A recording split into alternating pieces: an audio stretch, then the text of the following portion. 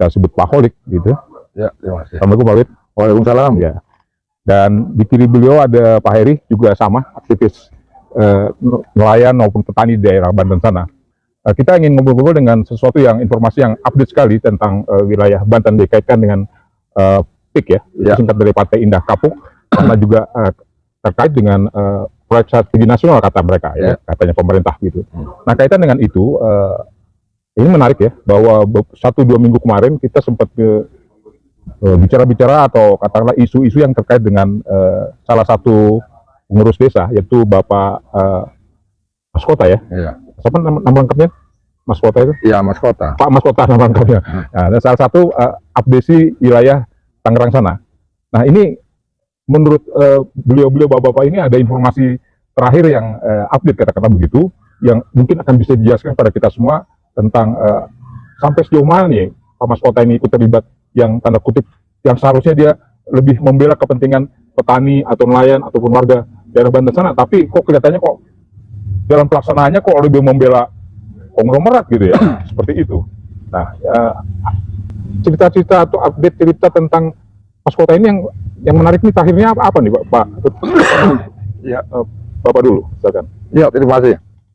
Jadi seharusnya kan kepala desa itu kan adalah pimpinan desa yang paling rendah, yaitu desa gitu kan. Nah, terkait persoalan isu yang berkembang saat ini terkait PIK, proyek Pantai Indah Kapuk ini, itu kan pasti ada kaitannya tentang persoalan-persoalan tanah gitu kan. Terus juga ada persoalan-persoalan tentang perairan juga yang ada di laut gitu. Nah, saya lihat di sini ketika saya investigasi di lapangan, ini saya menemukan banyak hal kejanggalan gitu. Wajar istilahnya lurah-lurah, kita lihat dari aksi kemarin yang waktu di Tangerang di Kohod itu ada pemblokiran gitu kan. Nah, saya lihat dari unggahan video-video sebelah gitu yang tidak senang dengan aspirasi kita tentang penolakan PIK 2 itu kan ternyata kok lebih dikoordinir oleh kelompok-kelompok lurah gitu kan.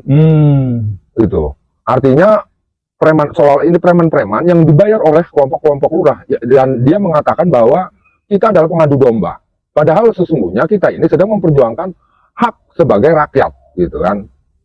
Persoalan tanah, persoalan empang laut gitu kan, ini kan ada persoalan di sana gitu. Nah, saya lihat ini kok kontradiksinya selalu saja dengan pihak kelurahan, makanya akhirnya saya melihat gitu kan secara global. Kok saya lihat hampir minoritas kelurahan-kelurahan di Tangerang ini selalu kontradiksi dengan kita gitu kan. Jadi keberadaan lurah-lurah itu bukan membela kepentingan rakyatnya gitu. Bukan, membela suatu kepentingan kelompok gitu kan. Kelompok tertentu. Nah, makanya ini juga ada kaitannya tentang bahwa ketika ada sumber informasi yang hasil sumbernya itu dari kelompok lurah, ini saya anggap sumber pengetahuan yang perlu itu. Karena di sini saya lihat lurah ini ada kepentingan. Kepentingannya apa? Kepentingannya ada penghasilan dari proses transaksi itu. Apa kira-kira contoh konkretnya penawaran tadi? Ya, kalau konkretnya kepentingan para lurah itu. Ya, contoh konkretnya gini, kalau kita melihat lurah-lurah yang ada di Tangerang, berarti kan melihat kepalanya, abdesinya. Oh iya. Abdesinya siapa di Tangerang? Mas Kota. Oke. Ya, saya lihat Mas Kota gitulah. Oke. Ternyata ya dia mafia tanahnya. Itu terangnya gitu. Dia mafianya. Sebagai mafia tanah, beliau menawarkan semurah mungkin gitu kan kepada rakyat pemilik lahan, kemudian dia akan menjual yang lebih atau lebih mahal daripada apa yang dibeli. Hasil pengetahuan saya melihat terkait tentang persoalan tanah ini, pembebasan tanah ini, saya pikir ini dolim kuadrat. Dolimnya dolim. Gitu. Dolim.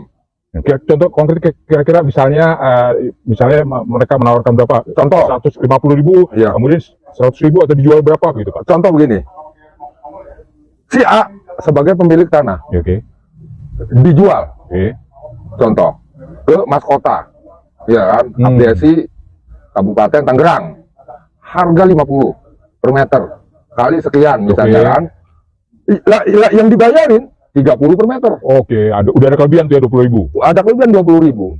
Cairnya hitungannya 50. Ya. 50.000 per meter cairnya ini. Misalnya Pak Juju yang beli, ya kan? Dari Pak Juju 50.000 cair.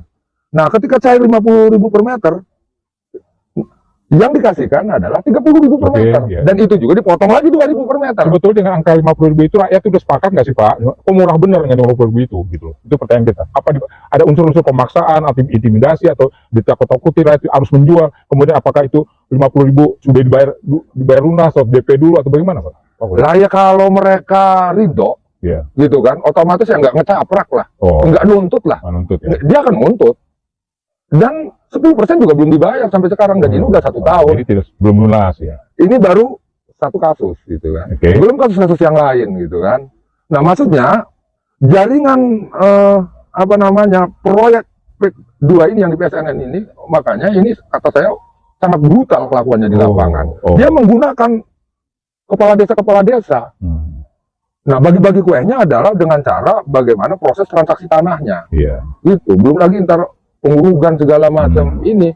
Nah, sementara mereka serampangan cara kinerja. Jadi memperalat kepala desa setempat buat mereka yang ya katakanlah mau bertindak atas nama konglomerat aguan tadi teman-temannya. Jadi si kepala desa ini diperalat ya Pak ya? Iya jelas diperalat. Makanya kan kalau saya melihat kalau bahasa Serang mah gitu kan, bahasa Banten mah, ini proses PSN ini orang serakah asing ketemu dengan orang serakah pribumi, sama-sama serakah ketemu. Oke. Serakahnya orang pribumi, dia nggak ngelihat tetangganya, mertuanya dibat kayak kanibal. Oke. Ada yang surat main ambil aja, bayarnya nanti. Proses hukumnya nggak jelas, sekarang belum beres pembayarannya. Ada pemaksaan, intimidasi, ya ditakut-takuti. Nah, itu. Saya mau cerita, kira-kira ini pemaksaan, intimidasi atau apa? Silakan didengar nih ya. Ada seorang petani punya lahan, namanya lahan sawah, gitu kan. Ini mau dibangun jalan buat pengurugan. Nah, si bagian pematang sawahnya ini korup, gitu. Dia bertahan, gitu kan. Dia bertahan nih. Lah sementara bertahan juga ya tetap diuruk, gitu kan. Dan rumor ini udah nyebar kemana-mana. Sepihak aja gitu ya? Ya sepihak aja. Dan rata-rata yang menjual itu tidak ridho. Kalau ada ngomong yang ridho, misalnya kan gini, kata siapa? Justru ridho sama ridho, dia sendiri yang menawarkan, kita nggak ada paksaan. Kalau nggak ada paksaan, ada orang yang ngomong bilang begitu, nggak ada paksaan, saya jamin itu calo tanah. Kalau enggak ya anteknya lurah yang sengaja di framing untuk melakukan itu. Gitu. Ya, betul. Jadi pemirsa jelas ya, kita ketahui bahwa transaksi tanah di daerah Banten sana lebih banyak memang sepihak, atau ada unsur pemaksaan gitu ya dari orang-orangnya terkait tangannya aguan, kita harus gitu. Itu yang saya ingat seperti itu langsung dari pelakunya ya, Bapak Holik salah satu wakilnya. Nah, kita akan coba mendengar informasi juga dari Pak Heri. Kira-kira Pak Heri apa yang dialami di Banten sana terhadap kasus seperti ini? Iya betul. Tadi yang dibilang Kang Holik tadi kan artinya proses kegiatan PIK yang ada di wilayah Tangerang bahkan sampai ke Kabupaten Serang itu prosesnya sangat besar, di mana terjadi perampasan tanah. Nah, perampasan tanah itu bukan omong kosong, ya kan? Itu benar-benar terjadi. Contoh misalnya ada lahan itu padinya sudah menguning Pak, ya kan? Kira-kira 2 minggu lagi panen, tiba-tiba itu diuruk tanpa pemberitahuan. Nah kan itu banyak kasus-kasus seperti ini. Ada di Pagedangan Ilir, ada di daerah Muntung juga ada kasus seperti itu. Itu ada prosesnya seperti sampai kemudian ada orang yang kemudian lahannya mau diuruk sampai ke situ dicegat, mau golok gitu, jangan diuruk. Sekali tidak diuruk, 2 hari lagi mau diuruk lagi, kan kayak gitu kan. 2 kali sampai ke 3 kali akhirnya lemas gitu. Akhirnya ya terpaksa gitu kan. Ya sudah terpaksa gitu tuh. Nah, kejadian-kejadian perampasan tanah seperti ini memang terjadi Pak, terjadi di lapangan kan kayak gitu kan. Apakah mereka ridho? Ya jelas tidak ridho. Tetapi karena itu sudah terlanjur diuruk, dan ada juga kemudian dari calo-calo tanah dan juga perangkat-perangkat desa mengatakan sudah mau bagaimanapun ini pasti diuruk, ini proyek negara kan kayak begitu tuh. Lalu kemudian ditentukanlah harganya, itu pun cuma dikasih DP juga. Nah sebetulnya masyarakat itu yang terzolimi berusaha untuk mengadukan Pak. Cuma ke siapa mengadunya? Dan ada perasaan takut ya? Ada perasaan takut karena gitu kan ngadu ke lurah. Ini proyek negara harus tetap dijual kan kayak gitu kan. Karena lurahnya pemain. Lah ya karena lurahnya pemain, terus juga ada anggapan mau ke aparat keamanan juga tidak ada solusi kan kayak begitu. Akhirnya terpaksa gitu tuh. Bahkan sampai ada misalnya, kalau misalnya mau dikembalikan seperti awal lagi, lebih baik saya kembalikan DP-nya. Oke. Ada yang seperti itu. Nah, itu yang terjadi di pembebasannya, model-model pembebasannya sampai ke tidak ada plotting. Kalau misalnya untuk di Kabupaten Serang itu kan tidak ada plotting sebetulnya, mah. Tapi di sana juga terjadi pembebasan untuk di lahan. Nah, yang kedua, fasilitas-fasilitas milik publik, Pak, milik negara. Contoh misalnya sungai, gitu kan. Nah, sungai irigasi, terus kemudian ada juga sungai yang besar untuk pengairan pertanian dan tambak, itu diuruk, Pak. Oh, Nah, itu kan diuruk, nah, itu kan pelanggaran, di mana sungai itu dimanfaatkan untuk bertambak sebagai sirkulasi air. Nah, ketika sungai itu diuruk, itu ada di Desa Muncung itu, sungai yang besar, namanya Sungai Kalimalang, atau Muara Selasi itu ada. Nah, sehingga tambak-tambaknya mati, Pak. oh iya. Ada yang kemudian sudah ditabur ikan karena tidak ada sirkulasi, salinitas lintas tinggi kan kayak gitu, akhirnya mati ikannya kan kayak gitu kan. Terus lahan pertanian juga tidak bisa diairi. Nah, kejadiannya kemarin itu kan terjadi banjir, Pak. Tadi banjir besar sehingga tambak-tambak itu jadi satu. Oh, iya. Menyebar itu videonya tuh, yang ada banjir-banjir itu. Betul. Nah, itu jadi banjir Sampai sengsara itu begitu. bener, mengsarakan masyarakat kan kayak gitu kan. Nah, karena apa? Karena sungai yang kemudian bisa mengalirkan air ke laut itu terhambat. Oke. Kan itu tuh. Nah, itu juga dolim. Seharusnya kan juga BBWS sebagai pengelola sungai itu harus bertindak kan kayak gitu ya. Iya. Nah, sejauh ini dari aparatur negara gitu kan yang mengurusi terkait bahwa ini pelanggaran, banyak pelanggaran, nah ini tidak bertindak. Oke. Nah, baru satu lah kemudian yang sudah ditindak ya terkait pemagaran laut ya. Sebenarnya itu kan sudah lama kita adukan itu. Pihak DKP provinsi dan juga dari KKP sebetulnya itu sudah sidak beberapa kali, ya kan? Sidak berlanjut lagi gitu kan.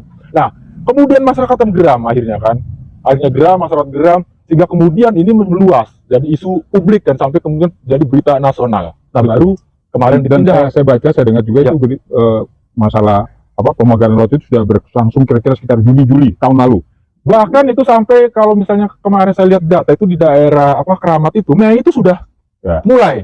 Mei itu sudah mulai. Sudah setengah tahun lebih ya? Ya, sudah tahun lebih. Itu mulai Keramat sana, gitu kan. Keramat itu kecamatan Pakuaji apa ya? Iya. Ya. Sampai ke daerah kecamatan Kronjo, Oh, gitu kan. Nah, itu sejauh 30,16 km kan ininya. Nah, saya pikir mustahil, ya kan, mustahil aparat penegak hukum karena ini ilegal, sudah dinyatakan ilegal, ini tidak tahu siapa pelakunya. Kan kayak begitu kan. Aneh ya, Subhan. Sangat aneh. Di situ ada TNI AL, Ya. di situ ada PSDKP, di situ ada Polair, ada Bakamla. Nah, kejadiannya itu di depan mata, dekat pusat pemerintahan di Jakarta. Gimana kalau misalnya itu terjadi di perbatasan-perbatasan, mungkin kan kayak begitu kan, pelanggaran-pelanggaran di laut ini. Dan makin lama makin panjang itu, dari pertama kali cuma sekitar 10 km, sekarang sudah hampir 60 lebih ya? 30 kilometer. Nah, itu sebetulnya kalau kita ngelihat sebarannya itu kan sesuai dengan plotting peak sebetulnya. Plotting peak 2 yang di PSN-kan. Kalau misalnya di daratnya itu adalah plotting peak, gitu kan, di daratnya. Nah, di lautnya itu sesuai. Artinya indikasinya pelakunya siapa? Ya peak lah, Ya, peak pelakunya. lah, Kan gitu kan. Nah, itu pelakunya. Ya, jadi gimana Pak Kholik, fenomena terhadap pengkaplingan laut lah kita sebut begitu, pemagaran laut seperti itu, yang makin lama makin panjang seperti 30 km tanpa ada tindakan apapun dari yang berwenang gitu. Jadi mereka seolah-olah tutup mata saja, pura-pura tidak tahu kan, pura-pura dalam perahu kan begitu. Nah, ini apa tanggapan? Lah, kalau ya kita ini kan sebagai rakyat yang diurus oleh satu negara. Iya, negara. Ada aturan, ada undang-undang. Lah kalau negara misalnya tidak melakukan apa-apa yang menjadi jeritan masyarakat, persoalan masyarakat, apalagi menyangkut persoalan sumber kehidupan masyarakat, ya berarti kan masyarakat punya jalan sendiri. Ya kita tunggu jalan sendirinya apa. Oh. Gitu. Ya, kalau sudah ada kata kemarin lusa itu ya, bahwa pemerintah akan ambil suatu tindakan dan siapapun harus disegel begitu, pagar itu, pagar laut itu disegel, tidak boleh tetap masuk, tidak boleh ganggu gugat. Nanti pemerintah akan cari tahu kira-kira waktu 10 hari. Udah nggak sabar, Kholik. Lah kalau menurut saya ini mah tindakan yang nggak maksimal kalau saya mah. Tindakan yang sifatnya mengulur-ulur waktu, hanya membuat celah peluang untuk apa sebutnya, mengurus aturan-aturan sehingga ini seolah-olah legal nanti. Cut. Gitu. Enggak, di situ bisa. Bikin dulu nutupnya. Ya, maaf pemirsa, biasa. Namanya juga kan Cuaca. cuaca. Terus ini kan bicaranya ini dua alam, satu alam nyata, alam gaib. Ya. Dulu di rumputan, sekarang di rumah. Ya, taruh rumah, taruh juga. Maaf. Mendadak. Ya, jadi terkait masalah penyegelan bambu yang ada di laut, Laut. itu, saya pikir itu kan ya artinya terlalu mengulur-ulur waktu. Kalau memang itu melanggar, ya udah dicabutin, nggak usah disegel-segel. Ya kalau ini berlarut nanti masyarakat yang bertindak, gitu, punya jalannya sendiri. Karena ini sangat mengganggu. Kalau ada orang yang bilang nggak mengganggu, udah dipastikan juga. Ya tadi itu antek rumah. Dan lama pun nunggu sampai 10 hari katanya. Lah itu cuma ngatuk nggak Oh, nggak. 2 hari mah. 20 malah. 20 hari. 20 hari malah. Ngatuk itu. Nggak ngaco lagi. Ngatuk. Nunggu apa? Nunggu apa? Nunggu dilirik dulu, dikondisikan gitu. Biar kemudian diurus yang haram jadi halal Nah. gitu. Nggak boleh begitu. Iya. Rakyat marah nanti gitu. Ya. Ya jadi persoalannya bukan cuma di laut aja kan. Persoalan yang jelas nyata, konkret, ada pagar laut sedikit panjangnya gitu kan. Persoalan di darat sendiri juga belum selesai. Jangan dianggap bahwa persoalan laut selesai, kemudian di darat selesai. Belum selesai. Belum selesai. Di laut selesai. Bagaimana dengan sungai yang diuruk? Nah, empang-empang yang dulu. Empang-empang yang diuruk. Kemudian transaksinya belum beres. Nah ini kan pelanggaran-pelanggaran hukum. Masa nggak ada tindakan hukum? Iya. Gitu kan. Katanya negara hukum, ya harus berbuat atau berlaku sesuai dengan hukum. Jadi kelakuan kita sebagai bangsa Indonesia, ini rakyat Indonesia, salah berlaku dan berbuatnya harus sesuai hukum. Yang kelakuan dan perbuatannya itu tidak sesuai hukum, ya berarti harus ditangkap. Kelakuan tuh. Ya Pak Holik, ini yang contoh nyata dan konkret itu sudah ada. Yaitu PIK 1. Iya. Nah, di PIK 1 itu seperti yang tadi Pak Holik singgung, udah ada negara dan negara. Coba jalan-jalan ke sana, naik motor atau jalan-jalan ke sana. Pasti dilarang. Ditanyain suratnya, ditanya asalnya dari mana. Nah ini kan negara Indonesia apa? Ini PIK 1 sudah terjadi, ya. Dan masih banyak apartemen yang kosong, rumah-rumah mewah yang kosong disiapkan untuk nggak tahu warga negara mana yang beli. Kalau kita kan nggak sanggup dengan beli dengan harga 1M, 2M begitu, ya. Ini fakta dan sudah berlangsung. Dan ada patung naga yang panjang banget begitu, kira-kira begitu. Nah, ini PIK 1 sudah terjadi dan akan terjadi PIK 2. Maksudnya kita nggak sadar juga. Iya. Ya yang jelas mah kalau orang Banten itu ya, ini sangat mencemaskan karena dianggap ini juga perusahaan akidah kalau orang Banten mas. Gitu ya.